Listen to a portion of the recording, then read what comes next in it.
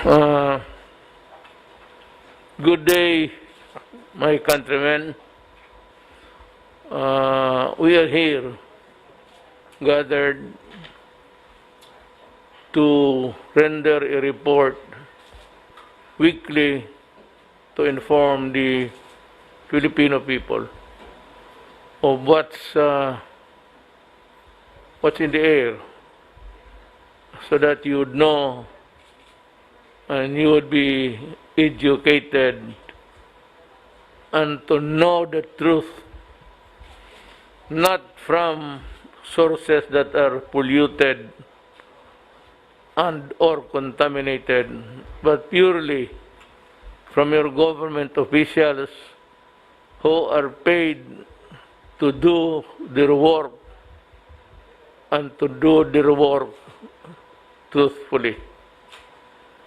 Kaya kami nandito at marami namang haka-haka palagi basi anong gawin ko and the cabinet. Gawain mo na, masama ka pa rin. Kung hindi mo gawin, mas lalo kang masama. Either way, it's not a matter of losing the battle of wits against the opposition. And the left were out really to,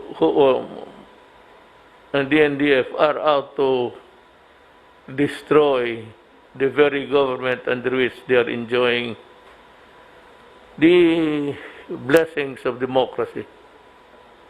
They invent stories about being harassed, killed, oppressed. Wala naman kaming nakikita at wala namang dumadating sa akin. And this extrajudicial killing, they've been harping for many years, truthfully. Nagdududa rin ako. And there was a time when I conducted a discreet hearing kung bakit. Ang dumating sa akin is that sometimes there is a rivalry of the turf. Yung teritoryo niya, kung sino ang humahawak. Pangalawa, yung who absconded, yung tinakbo yung pera. And third, yung ninanakaw yung ano nila sa street level, kinukuha. Yan ang hindi natin alam. Sabi nila pulis, but kung ako ang pulis at ako na ay magnanakaw, maalas na rin ako sa pwesto, ituduhin ko na. Bakit kukunin yung mga street level peddler o tinatawag nilang basurero? Yan ang tawag ng yung nagpapabili, the vendor. They are called in the Tocatlis parlance as basurero. So dito ko kayo marinig sa akin. Sabi ko, wala naman akong obligasyon na magsasabi ng sinungaling. Kung maniwala kayo, mabuti. Kung hindi, that is not my problem. That is what is happening in the nation. So, ganun ho ang nangyayari sa atin. And we are here to report, especially about the money. Tandaan ninyo, disabuse your mind about corruption in government. I must admit, and it would be stupid of me to invent lies, na talaga nangyari yung sa PhilHealth.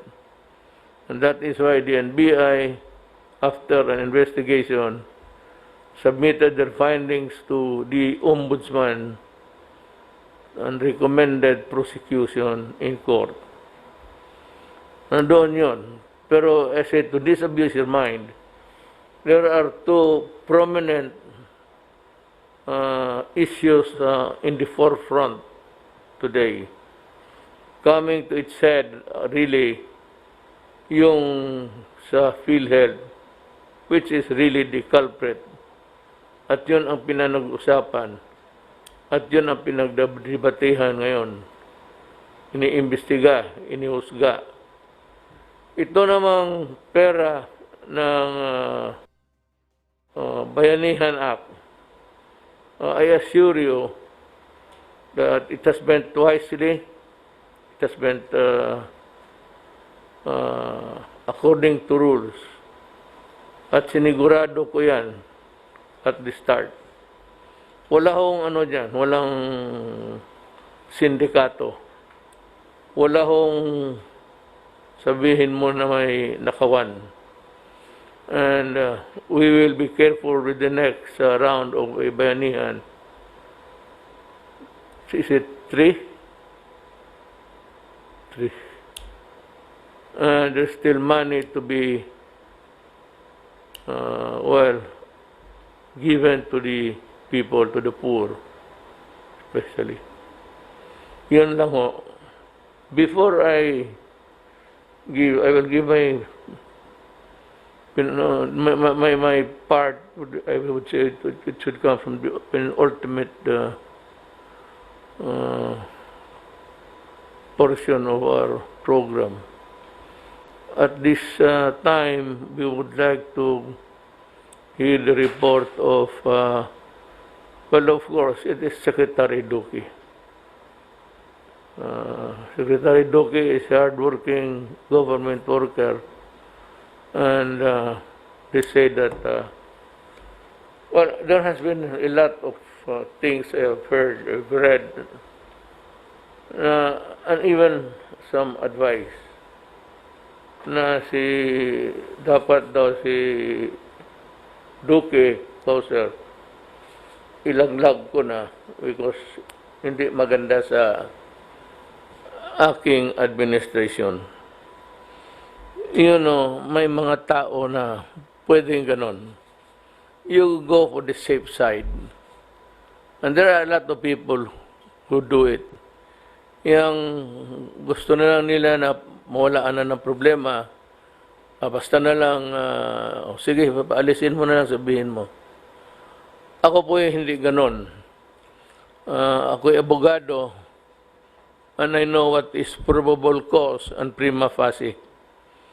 These are the two phrases that are important before you can file a case in court. Problem is, I have reviewed, hindi naman yung cursory reading really, and I have yet to find yung sabi nila na ididemanda si Duque dahil may kasalanan. I have read the findings, with the life of me, I cannot really find a good reason to prosecute an innocent man. Mine is to not really prosecute just for the sake of somebody being prosecuted. My job is to see to it that the rule of law, the rules for or against a person are followed. At marami sinasabi, rule of law, hindi ka naman sumusunod, marami kang pinapatay. Wala ho akong pinatay na tao. And I never magtanong ka ng isang pulis dito sa Pilipinas. Magtanong ka kay Secretary Anyo sa DILG.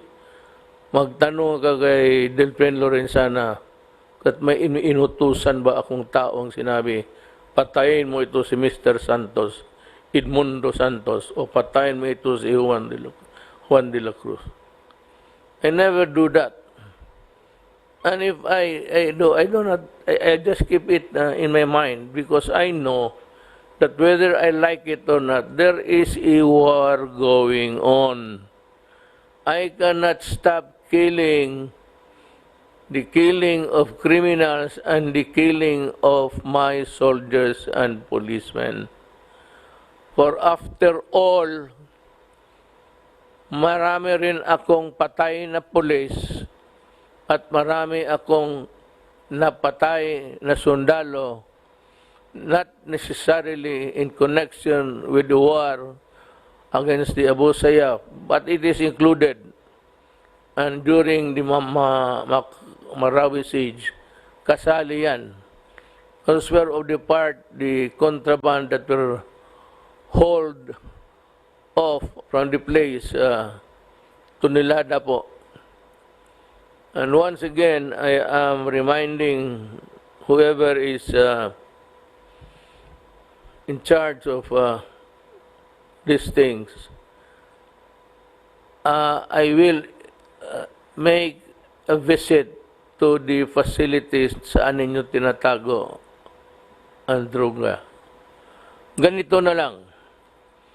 Kung isang bodega yan, ask, ako fiscal. So ganito na lang. Ang ginagawa ko noon, sabi ko, Your Honor, may I request for a ocular inspection. Why, Your Honor? Because of the huge amount of shabu that we cannot guard every day. Ni masing isang kutsarang mawala dyan, ang gobyerno ang may kasalanan.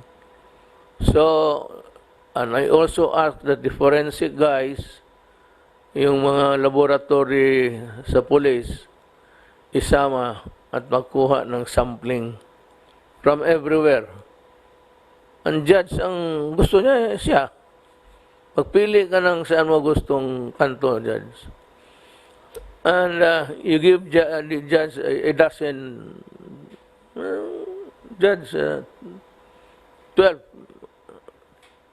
picks, whatever you want. At kung nandyan i-examine sa harap ng judge, madali lang naman yan. And if it turns blue, as what I have seen, I don't know what's the color now, shabu yan. Sasabihin ng under oath, you place the policeman who conducted the examination right there and then. Do you swear to tell the truth and nothing but the truth? And say, yes. Tanungin siya ng judge, is it shabu? Yes. Paano ko masiguro? Tanong ang police. Judge, kainin mo ng 5 kutsara. Pag nahilo ka, shabu yan. Ganun yan. So, I want all the shabu, residual or otherwise, however minimal, destroyed, the whole of it by next week. You have so many days to do it, 1 week. Do it in 1 week. Destroy and get specimen. Total, pag mag-ocular inspection, may prosecutor yan. There's the PDEA, there's the police, andyan lahat. At you can also invite the NBI, and the forensic guy of the NBI will also conduct the examination. At ganoon rin sabihin, totoo yan? Tanong ang judge. Totoo, sir. Paano ko masiguro? Sir, kumakain ka ng 10 kutsara, hindi ka natitindig dito. Ganon? Sige. Ganon na lang. We go by science. There's the experiment. Why do we have to put on our shoulder the burden of keeping a contraband or merchandise that can be stolen and used and recycled? Now, hindi naman lahat. Few of them, far and wide, in between the years, itong shabu. Pero, may mga pulis na ganon, ninanakaw, o kaya hindi nire-report. Yun sila asyerto, ganon ang style noon.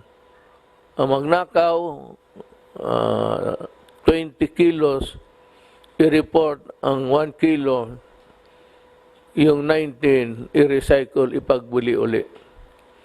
And that is what was really fucking the system. So we can more or less improve things, better protect the Filipino people by doing a concerted action immediately after. Just a few, I hope the Supreme Court will agree with me, just a few days after, they should be destroyed and be accounted for accurately. But as I said, sans the practice of stealing and recycling. But that is another thing. Yan ho ang gusto kong masabi. Bago ko makalimutan, you know,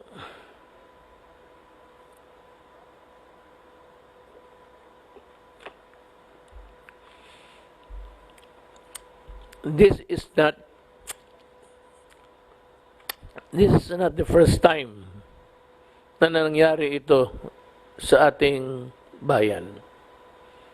I think that every new implementation of a rule or a measure or a regulation or something novel that is being introduced into the system of government, mayroon talagang nasasaktan unnecessarily.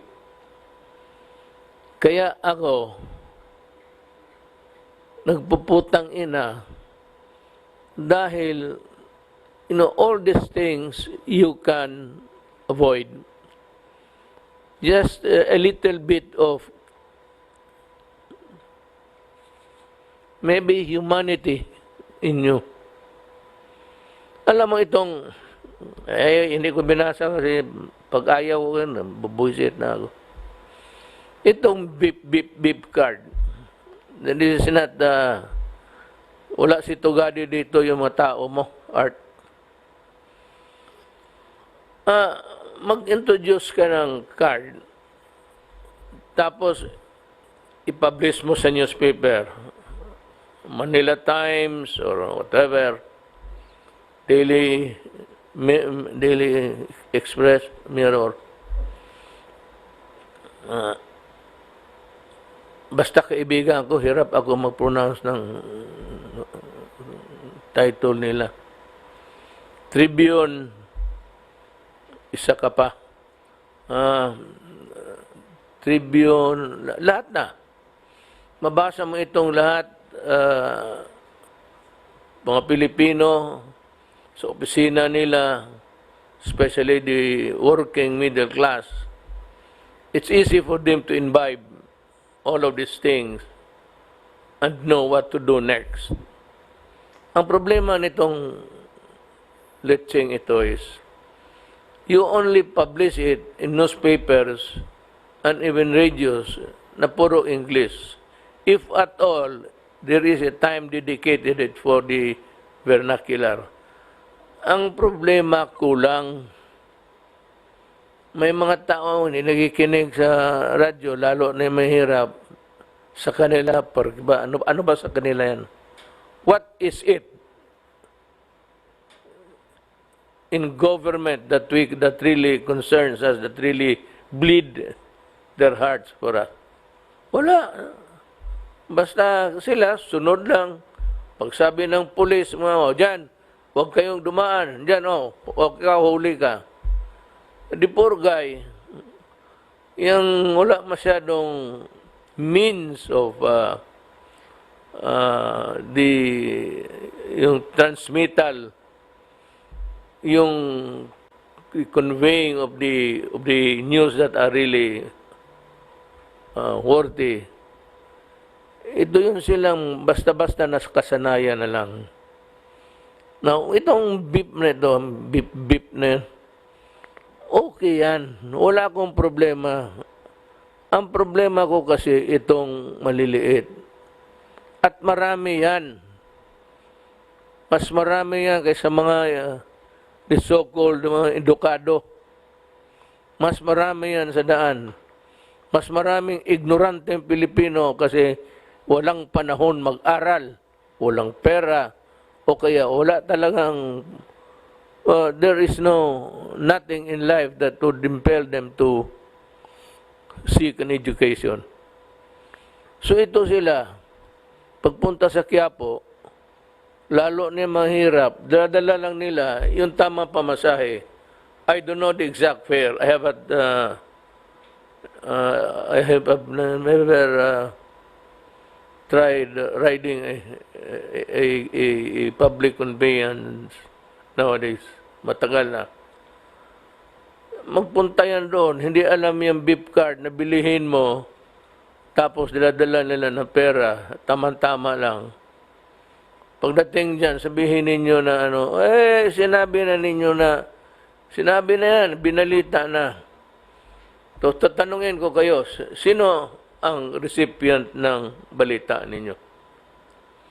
Now tell me, do you have a classification of the persons that you have transmitted to the news strategy or setup? Ang problema niyan, ang masakit sa akin, yung walang kulang yung pera.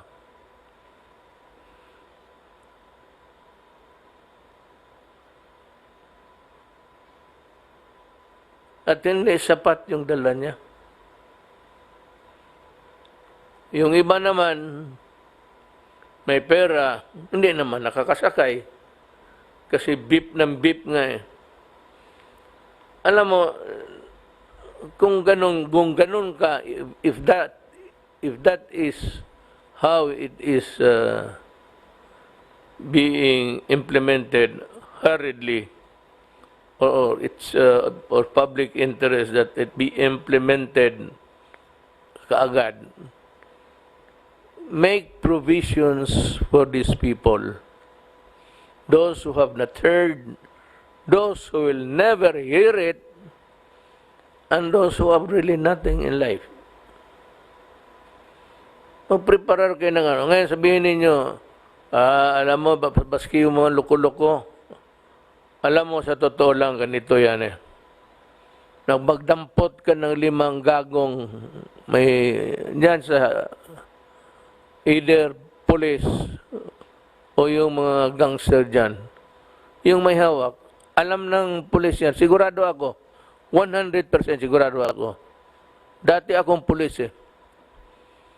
Mag-pick up ka ng 5 dyan. Turo mo sino yung mga gago. Bantayan mo na hindi makahingi, hindi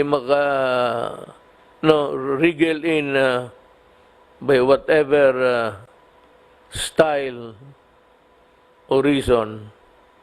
Turo mo lang. Kuha ka lang ng 5, 6 dyan. Pag-pick up ka, halika dito. Teka, bigyan kita ng 1 araw na sweldo. Magkano ba kinikita mo? Putang ina ka. Sabihin mo, sir, kita kami mga 500. O sige. Sabihin ko kay chief ko, 500. Tapos, yun ang magbantay. Yun ang magturo na yan, taga rito yan, taga rito. Madali yan eh. Kung gusto mo talagang gawin, madali. So, a host of ways to do it. Ayaw ko nang makita sunod na you have failed to make some provisions for this. You have to have extra beep na beep dyan na magbigay kayo ng card na hindi mag-beep, mag-ek lang, okay na yan. Basta pasakayin ninyo ang mga tao. Yan ang gusto ko mangyari. Shabu on the riding public, na lot of them, yung iba, maglalakad na lang. Ako may experience ako sa gano'n na bagay, pero ayaw kong sabihin mo nagpapahiro ako. But, mga kasama ko sa dormitoryo, there are times sa buhay, may panahon sa buhay, meron ka, may panahon sa buhay, wala ka talaga. namatay ng tatay ko, wala talaga kami. So, ayaw ko na lang ikwento kung ano nangyari. Pero, alam ko, kaya ako nagpapasalamat. Hindi naman ako nag-umaarte sa Pilipinas. Yung mga original na taga Davao, alam nila yan. Yung mga taga Davao ngayon, nakikita nila, nagsumasakay na kami ng kotse. Yung taga Davao, mga 1948-50, nasabay namin, Sunny Dominguez, we practically had to hack the forest to survive. Eventually, kami ni Sunny Dominguez nagkapareho ng subdivision. But it was never really a thing that you would call a comfortable life, just like that. Kaya kami pumunta ng Davao kasi mahirap lang kami. Kung mayaman ang nanay ko, kung yung nyugan noon sa Iligan, alam mo man, pampamilya sa Muslim, sa lalaki man talaga lahat yan. Ganon rin sa Chinese. Sa Chinese, lalaki rin talaga yan. So nanay ko decided to, eventually she had her share. Land reform naman, natabla rin. Just the same, itong mga ito, wag ninyong sabihin na itong sa mesang ito. Wag ninyong may milyonaryo dito. Wala. Walang masabihin mo mayaman dito na komportable yung buhay. Kaya sa katanda namin, nagtatrabaho kami. Kita mo ngayon. Yan ang istorya. Kaya huwag ninyo akong lukuhin. Kasi pulis ako. Pagka mayor ka ng isang siyudad for 23 years, mas pulis ka pa sa pulis. Sa totoo lang. You are more than a police than a police. Yes, Mr. President, now that you have made the wise decision to convene the cabinet on the matter of the economy, may I suggest, Mr. President, that I share with you the results of the opening of school, because it's also related in a manner of speaking Yes. to the economy. Yeah. I made an opening statement where I said that COVID-19, which has destroyed our lives and destroying our economy and society, we will not allow COVID-19 to destroy our children's education.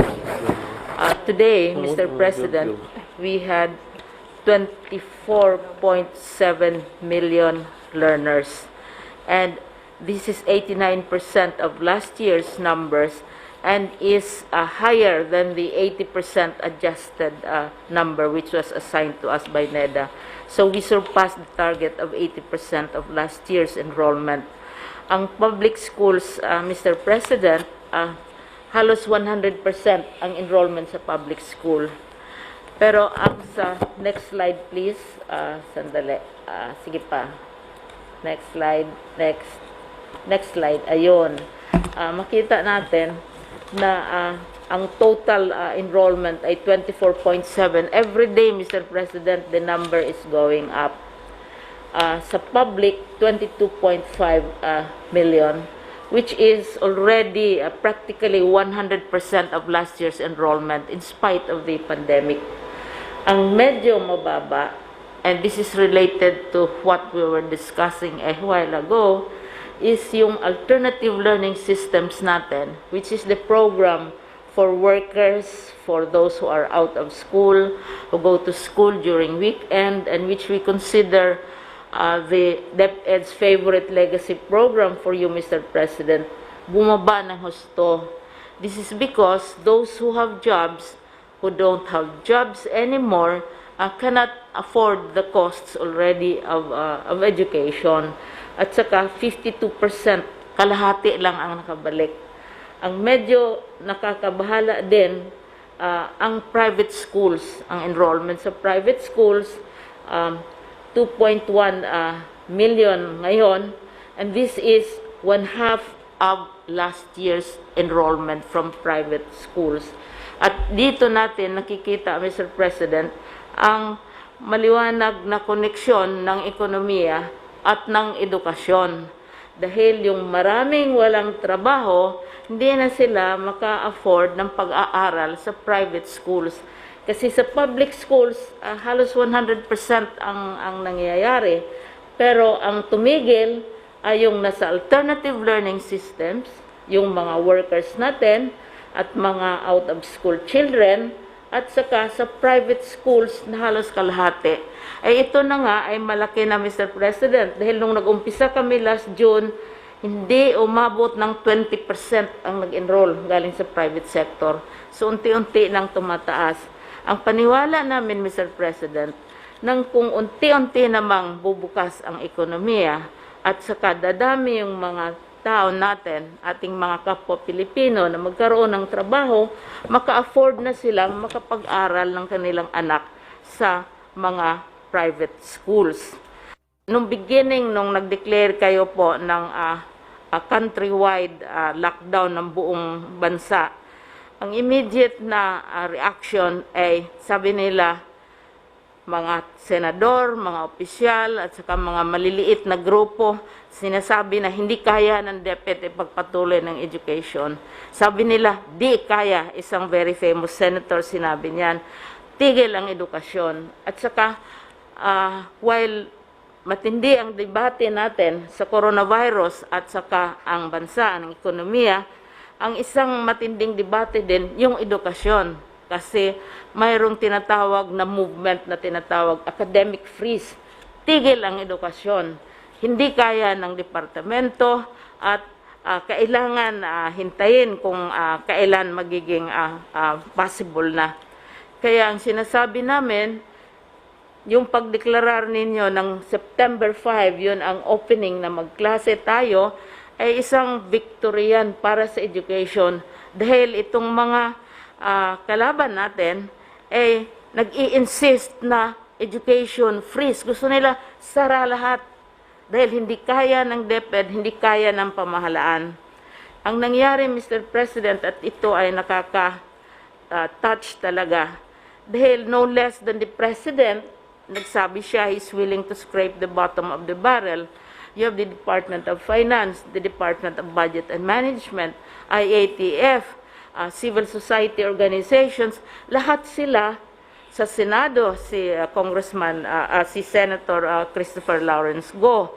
Ang dalawang committee sa Senate, they all came out and said na kailangan talaga yung ipagpatuloy ang edukasyon. So hindi lamang DepEd ang nagsasabing ipatuloy ang edukasyon, ang Presidente nagsabi, ang legislature nagsabi, ang civil society nagsabi, and even our foreign partners, and Secretary Dominguez knows this, nagsabi silang hindi pwedeng itigil ang edukasyon. Kasi yung mga pag-aaral natin, nagpapakita na paglalampas ka ng 2 buwan ng isang bata ay wala sa paaralan, malilimutan na niya lahat ang naturo sa kanya. Kanina, Mr. President, tuwang-tuwa akong mag-report na sa opening day lamang, all over the country, lahat naming officials, Mr. President, kumalat sa buong bansa. Tiningnan nila, minanman nila kung anong nangyayari dahil simultaneous opening. 1.5 million viewers sa Facebook pa lang. At saka 371,000 engagements, napakaraming approval rating nationwide. At saka kung 24.7 million ka mga bata ang nag-enroll, Mr. President, ibig sabihin halos 50 million ka-parents, mga grandparents, lolas, ates, kuya, lahat, ang gobyerno, nagkaisa, hindi lamang ang Department of Education, talagang they came to the support of education. I'm happy to report ho na our collections, we have 3 sources of funds in the Philippines. The first source, of course, is the taxes.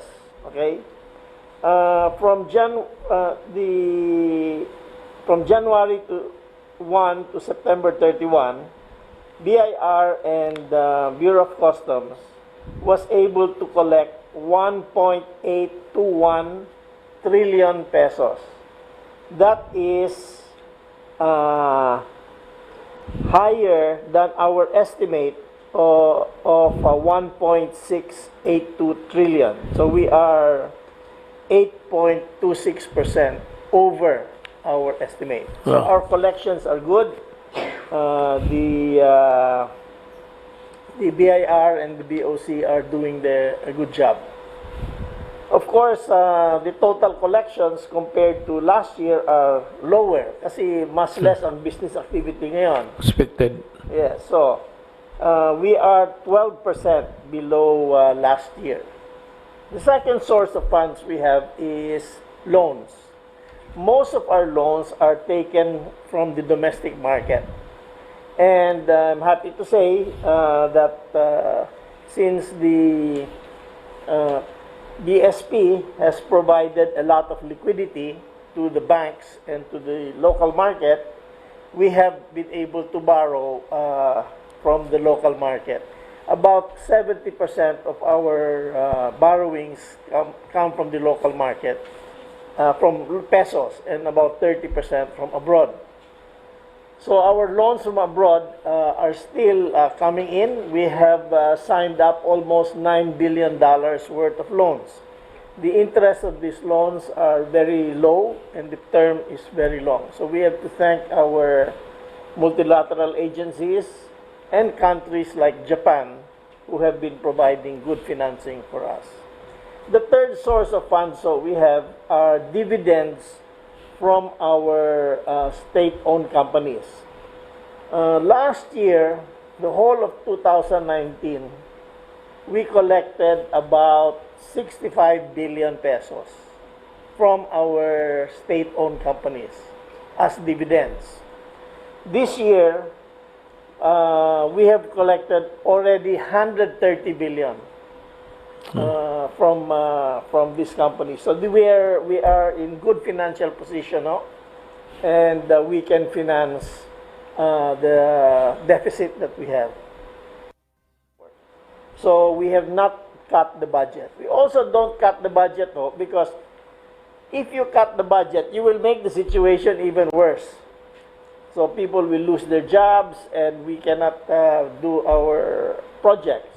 So because we have prepared well the train law, the rice tarification law, and all the laws that you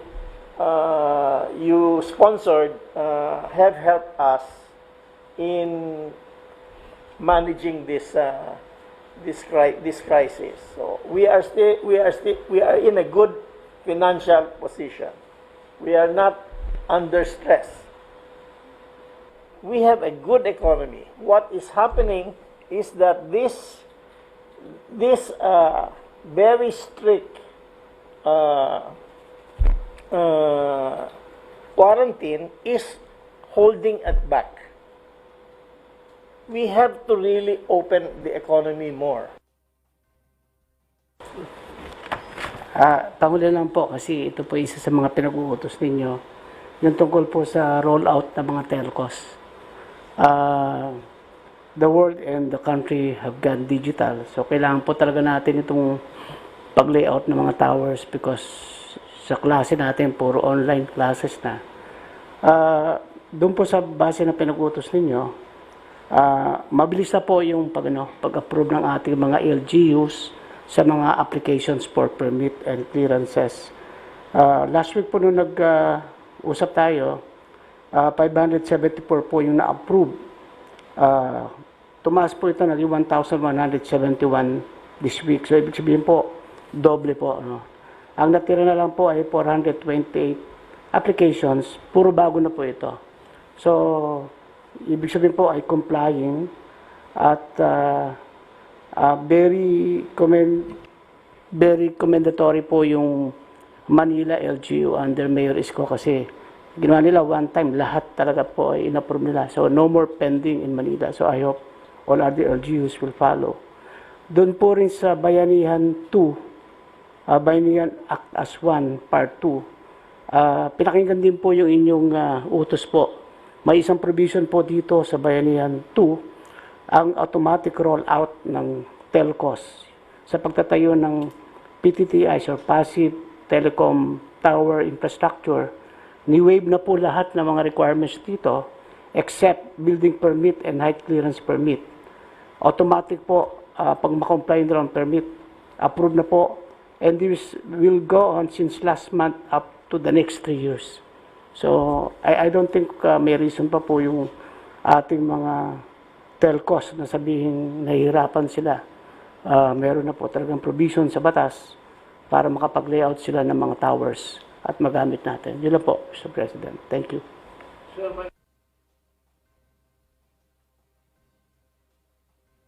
Yung may isang ano na lahat nandoon na. But I said I think it was approved by the barangay, but it hit snag again in the mill, in the grid of ano sa about 4 briefers ago. Ipahanap ko na sa ano sa staff mo. Nabasa ko lang.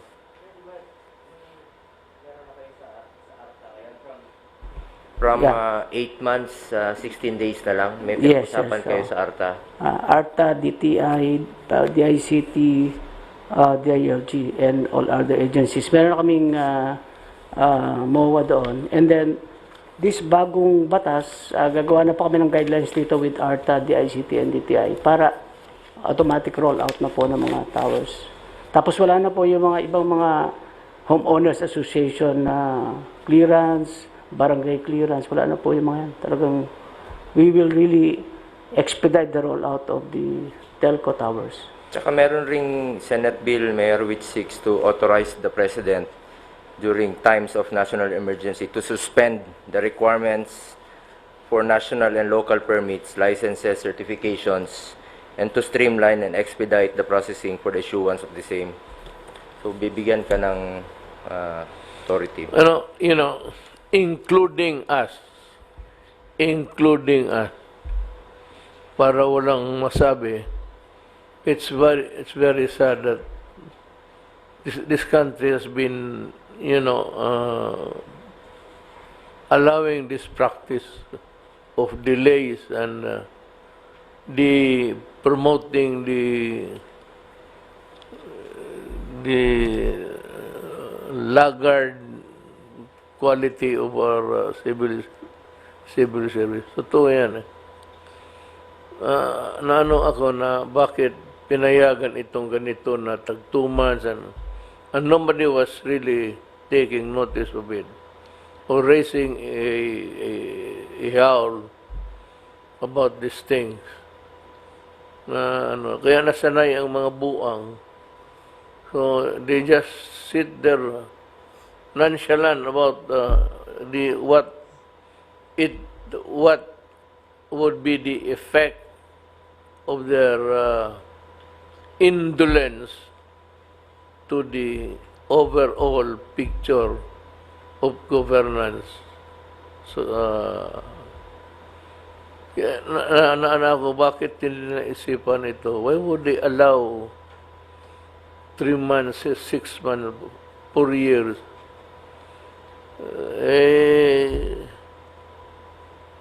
Kaya may ibang sa cabinet, I had to ask them to leave because despite of my pleadings, almost begging everybody to do it faster. Nangyayari pa na yun. And why would they allow, for example, like 1 month? I mean, it can be done in 1 week, 3 days. Hindi ako but Inday, my daughter, has also followed it with more vigor and vitality. She has shortened it to 1 day. Ako noon sa Davao, 3 days talaga. If it is more than 3 days, explain to me in writing why it took you more than 3 days. Or else I will file. Diretso na ako sa ombudsman. I will ask you for negligence or talagang tamad, not doing your duty. And to say that this is all of these things are available to everybody. Para wala na rin including us, asara rin tayo. At least we were able to realize the folly. At least I have 2 years to make things faster. I did not see any success of the project because of the expedited. I only want to see things moving. That is enough for me. Mga kababayan ko, narinig naman ninyo, pinag-usapan namin dito, una, ang reklamo ko, yung mga Pilipino na hindi alam o walang kakayahan na makalakad kung saan sila pupunta, bahay, umuwi ng bahay, umuwi ng kung saan. And they were not prepared with this card. Kaya yung card na yan, card lang naman yan, ibigay na yan libre. Bakit pabayaran pa? We have been wasting so many billions to corruption. Tapos hindi maibigay.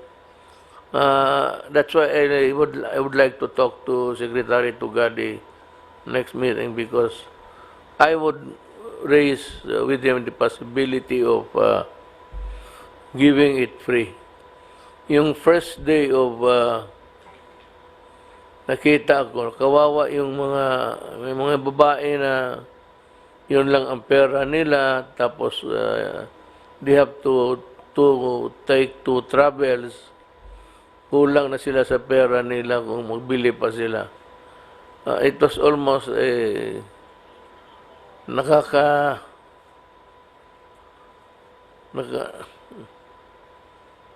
breaks your heart really to, for those na yung day-to-day trabaho ninyo, but kami dito sa itaas, nakikita namin and how it affects the human person.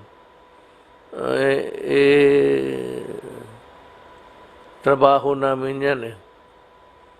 So, if there is no relief in sight, or if it cannot be done immediately, I suggest that we find the money and give it to the public free para walang gulo at lahat mayroon.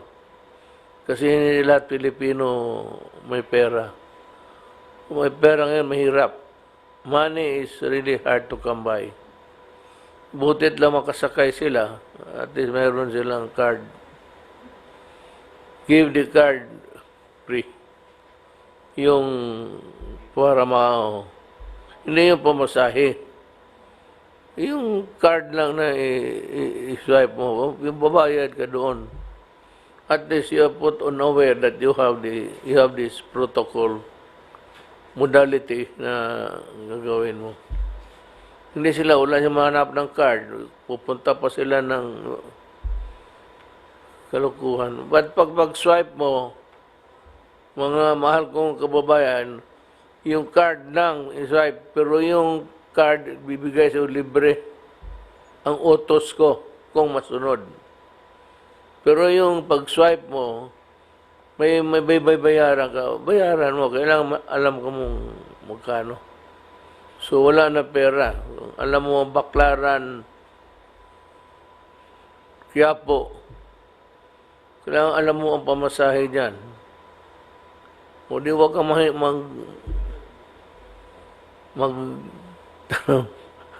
naalala ko, ma'am, nung una kong sa Maynila, mga 1 month siguro, pinasyal ako ng mga Bisaya. Alam mo, hindi ko alam. Kala kong yung mama, Bisaya kay mama. So, ang tawag ko doon sa Karyedo kami, rubber shoes. Sinabi ko doon sa babae, mama. Ano? Mama, sabi ko, hindi ako mama. Gusto ko tawagin aliw, mama. Sabi ko, ano pala itong putang inang mama dito? Akala ko, mama na. Mama na you chew the beetle nut. Totoo yan. Totoo nangyari yan. Na, talagang Bisayang ignorante hanggang ngayon. Well, anyway, I'd like to thank you, mga kababayan ko, for bearing with us, listening, trying to get the gist of what we're talking about. So Monday we'll have a cabinet meeting and there will be some far and wide decisions to make. I'm not sure that it will succeed, but at least it will be discussed for you. Maraming salamat po.